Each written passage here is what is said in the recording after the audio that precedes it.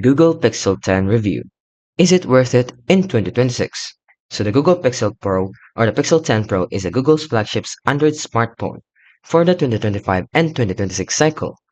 It features a 6.3 LTPO OLED display, 120Hz refresh rate, and a 1280 x 2856 resolution, which is up to 3300 nits and peak brightness. It has under the hood and uses the Tensor G5 chip built in the 3nm process. So let's talk about its pros. So for the pros, it offers a top-tier camera system with a very strong photo results plus new AI features. It also has high-quality display. It also offers Google's long-form update commitment, which gives strong longevity, and it has a compact flagship size. And there are also some AI and software enhancements built into the experience for the camera, assistants, and many more. The cons is though, there are some performance issues for gaming and especially for GPU.